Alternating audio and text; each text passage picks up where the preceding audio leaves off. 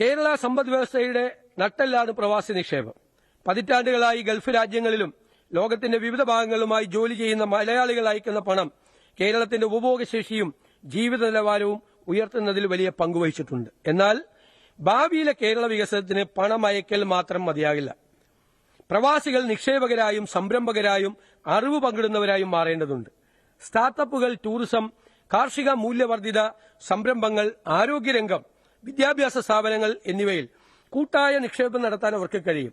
Remittance economy എന്ന നിലയിൽ നിന്ന് ഇൻവെസ്റ്റ്മെന്റ് ഇക്കോണമി എന്ന നിലയിലേക്ക് കേരളത്തെ മാറ്റുന്നതിൽ പ്രവാസികളുടെ പങ്ക് ഉറപ്പാക്കുന്നതിനായി പ്രവാസി ഇൻവെസ്റ്റ്മെന്റ് ട്രസ്റ്റ് ഫണ്ട് രൂപീകരിക്കും. സർ, ഗ്ലോബൽ ഫർണിച്ചർ ഹബ് ഇന്ത്യയിലെ ഏറ്റവും വലിയ പ്ലൈവുഡ് നിർമ്മാണ കേന്ദ്രങ്ങളിൽ ഒന്നാണ് പെരുമ്പാവൂർ. ഫർണിച്ചർ ഹോംവെയർ നിർമ്മാണ ഇടനാഴിയായി ഇത് മാറിയിരിക്കുന്നു.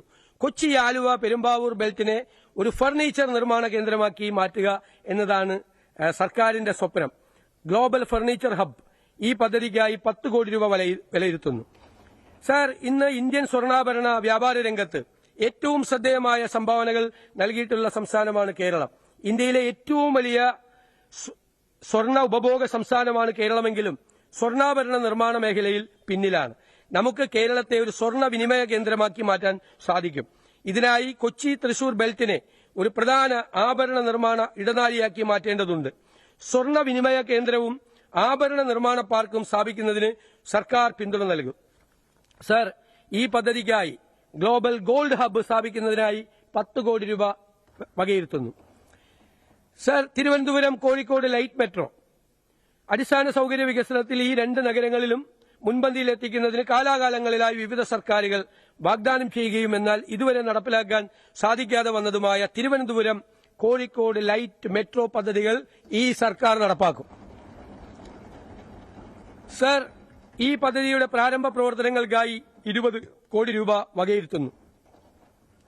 Sir, Gen Z and new gen technology ഇന്ന് ലോകത്തെ ഏറ്റവും വേഗത്തിൽ മാറ്റിമറിക്കുന്ന ശക്തികളിലൊന്നാണ് ജെൻസി. ഡിജിറ്റൽ യുഗത്തിൽ ജനിച്ചു വളർന്ന ഇവർക്ക് സാങ്കേതികവിദ്യ ജീവിതത്തിന്റെ അവിഭാജ്യ ഘടകമാണ്. Robotics, data science, internet of things, virtual reality തുടങ്ങിയ മേഖലകളിലെ മുന്നേറ്റങ്ങൾ ഇവർ ഏറ്റവും വേഗത്തിൽ സ്വീകരിക്കുകയും പ്രയോജനപ്പെടുത്തുകയും ചെയ്യുന്നുണ്ട്.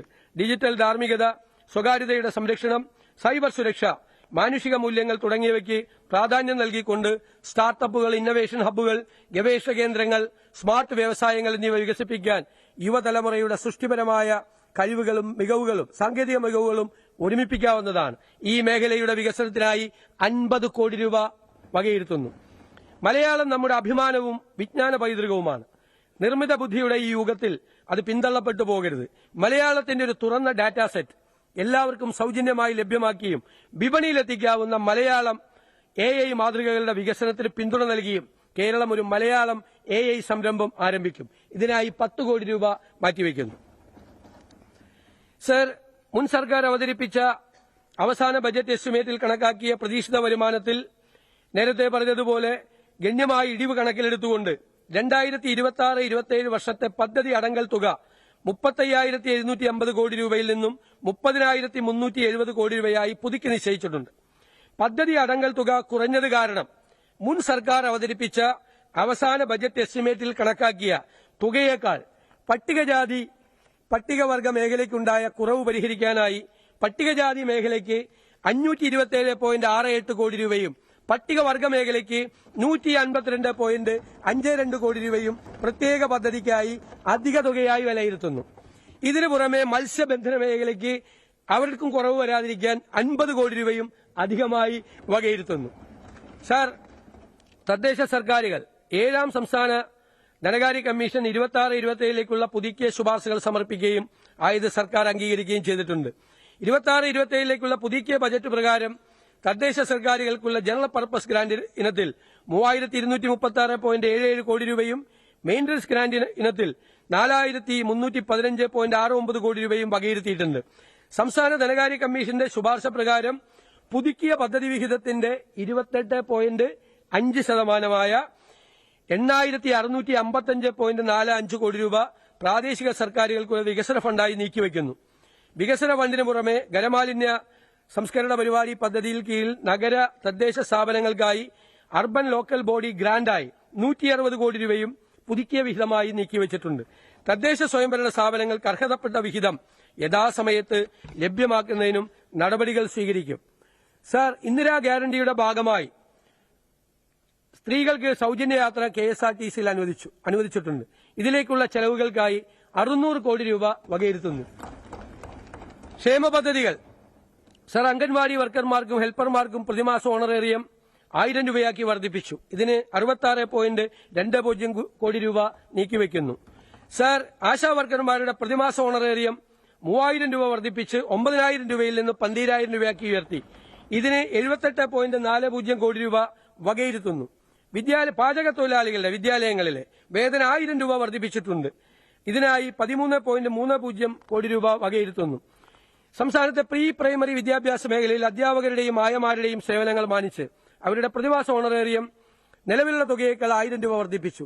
ഇതിനായി 4.72 കോടി രൂപ വകയിരുത്തുന്നു. സർ, സംസ്ഥാനത്തെ ആസൂത്രണ ബോർഡിനെ സർക്കാരിന്റെ ഒരു തിങ്ക് ടാങ്ക് ആയിട്ട് നമ്മൾ പുനഃസംഘടിപ്പിക്കാൻ പോവുകയാണ്. മുൻഗണനാ പദ്ധതികളുടെ നടത്തിപ്പ് നിരീക്ഷിക്കുന്നതിനും ആശയങ്ങളെ പ്രായോഗിക പദ്ധതികളാക്കി മാറ്റുന്നതിനുമായി സിവിൽ സൊസൈറ്റി സംഘടനകളും സംസ്ഥാന സർക്കാരും തമ്മിലുള്ള ഒരു കണ്ണിയായി ആസൂത്രണ ബോർഡ് പ്രവർത്തിക്കും. സർ, കൃഷിക്കും അനുബന്ധ മേഖലയ്ക്കുമായി ആകെ പദ്ധതി അടങ്കൽ തുകയായി 1534.98 കോടി രൂപ വകയിരുത്തുന്നു. റബ്ബറിന്റെ വിലയിടിവിൽ നിന്നും റബ്ബർ കർഷകരെ സഹായിക്കാനായി ആരംഭിച്ചിട്ടുള്ള റബ്ബർ പ്രൊഡക്ഷൻ ഇൻസെന്റീവ് സ്കീം പ്രകാരം നിശ്ചയിച്ചിട്ടുള്ള റബ്ബറിന്റെ നിലവിലെ താങ്ങുവില 200 രൂപയിൽ നിന്നും 250 രൂപയായി വർദ്ധിപ്പിക്കും.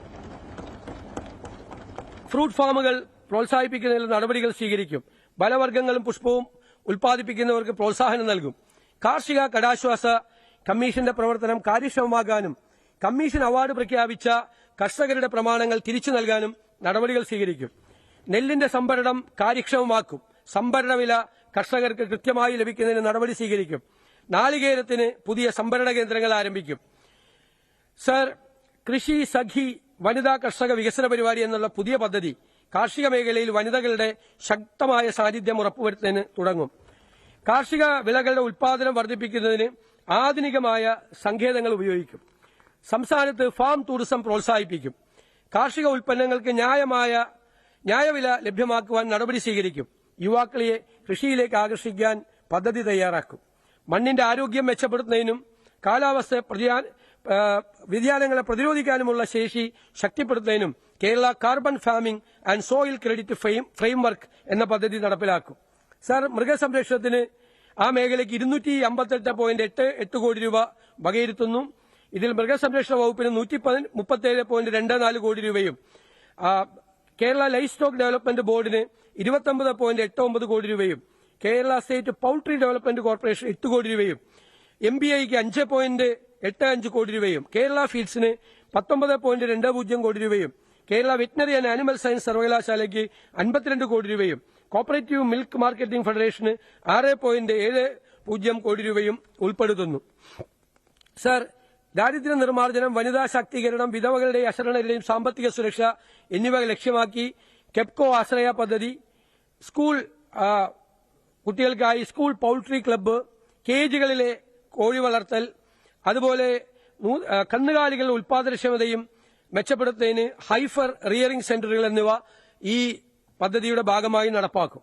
സർ, ക്ഷീരവികസന മേഖലയ്ക്ക് 102.88 കോടി രൂപ വകയിരുത്തുന്നു. ഇതിൽ ഗ്രാമീണ ക്ഷീര വിപുലീകരണത്തിനും കാർഷിക ഉപദേശക സേവനങ്ങൾക്ക് 9 കോടി രൂപയും ക്ഷീര സഹകരണ സംഘങ്ങൾക്കുള്ള സഹായമായ 21 കോടി രൂപയും പാലിന്റെയും പാലുൽപ്പന്നങ്ങളുടെയും ഗുണനിലവാരം ഉറപ്പുവരുത്തുന്ന ലാബറട്ടറികളുടെ പ്രവർത്തനങ്ങൾ ശക്തിപ്പെടുത്തുന്നതിൽ 7 കോടി രൂപയും വാണിജ്യ ക്ഷീരവികസന പ്രവർത്തനങ്ങളും മിൽക്ക് ഷെഡ് വികസന പ്രവർത്തനങ്ങളും ശക്തിപ്പെടുത്തുന്നതിനുള്ള 36.37 കോടി രൂപയും കാലിത്തീറ്റ സബ്സിഡി നൽകുന്നതിൽ 7 കോടി രൂപയും തീറ്റപ്പുല്ലുകളുടെ ഉൽപാദനവും സംരക്ഷണത്തിനുള്ള 8.5 കോടി രൂപയും ഉൾപ്പെടുന്നു. ഇതിനൊരു ടാർഗറ്റ് ഉണ്ട്. കേരളത്തിൽ നിലവിൽ 70 ലക്ഷം ലിറ്റർ പാലാണ് പ്രതിദിനം ഉൽപ്പാദിപ്പിക്കുന്നത്. സംസ്ഥാനത്തിന് ആവശ്യം 86 ലക്ഷം ലിറ്റർ പാലിന്റെ ആവശ്യകതയുണ്ട്. അടുത്ത 3 വർഷത്തിനുള്ളിൽ പാലിന്റെ പ്രതിദിന ഉൽപാദനം 1 കോടി ലിറ്ററാക്കി ഉയർത്താനും അധികമായി വരുന്ന പാൽ മൂല്യവർദ്ധിത ഉൽപ്പന്നങ്ങളാക്കി മാറ്റുന്നതിനുമാണ് സർക്കാർ ലക്ഷ്യമിടുന്നത്. Sir, diary farmers welfare fund board മുഖേന ക്ഷീരസാന്ത്വനം പദ്ധതി നടപ്പിലാക്കും. തിരുവനന്തപുരം ജില്ലയിലെ നെട്ടുകാൽ തേരിയിൽ പുതിയ സംസ്ഥാന തീറ്റപ്പുൽ ഫാം മാതൃകാ ക്ഷീര യൂണിറ്റ് സ്ഥാപിക്കുന്നതിനും നടപടികൊള്ളും. സർ, മത്സ്യബന്ധന വകുപ്പിന് 133.43 കോടി രൂപയും ഹാർബർ എഞ്ചിനീയറിംഗ് വകുപ്പിന് 34 കോടി രൂപയും Kerala university of fisheries and ocean സ്റ്റഡീസിന് 33.5 കോടി രൂപ ഉൾപ്പെടെ 200.93 കോടി രൂപ വകയിരുത്തുന്നു. ഇതിനു പുറമെ മത്സ്യബന്ധന വകുപ്പിന്റെ വിവിധ പ്രവർത്തനങ്ങൾക്കായി 50 കോടി രൂപ അധികമായി വകയിരുത്തുന്നു. മത്സ്യത്തൊഴിലാളികൾക്ക് നൽകി വരുന്ന മണ്ണെണ്ണ സബ്സിഡി 75 രൂപയാക്കി വർദ്ധിപ്പിക്കുന്നു. കടലിന്റെ അവകാശം കടലിന്റെ മക്കൾക്ക് ഉറപ്പുവരുത്തുന്ന നടപടികൾ സ്വീകരിക്കും. പിന്നോക്കാവസ്ഥയിലുള്ള ഇവരെ ഉയർത്തിക്കൊണ്ടുവരാനുള്ള നടപടികൾ സ്വീകരിക്കും. മത്സ്യത്തൊഴിലാളികൾക്കായി പ്രത്യേക ഭവന പദ്ധതി നടപ്പാക്കും. തൊഴിലവസരങ്ങൾ സൃഷ്ടിക്കാൻ സമൂഹത്തിന് മറ്റ് തൊഴിൽ മാർഗങ്ങൾ കണ്ടെത്താനുള്ള പരിശീലന പരിപാടികൾ ആരംഭിക്കും. സ്ത്രീകൾക്ക് സ്വയം തൊഴിലിനായി സെൽഫ് ഹെൽപ്പ് ഗ്രൂപ്പുകൾ ഉണ്ടാക്കാൻ ആവശ്യമായ സഹായം നൽകും. പട്ടയം ലഭിച്ചിട്ടില്ലാത്ത എല്ലാ തീരദേശ നിവാസികൾക്കും പട്ടയം ലഭ്യമാക്കും. മത്സ്യബന്ധനത്തിന് പോകാൻ സർക്കാർ മുന്നറിയിപ്പ് പ്രകാരം മത്സ്യബന്ധനത്തിന് പോകാൻ സാധിക്കാത്ത ദിവസങ്ങളിൽ മത്സ്യത്തൊഴിലാളികൾക്ക് വേതന സഹായം ലഭ്യമാക്കും.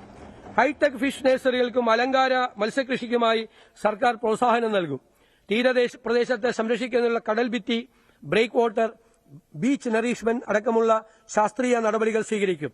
മുതലപ്പൊഴി ഹാർബറിന്റെ അശാസ്ത്രീയ നിർമ്മാണത്തിലെ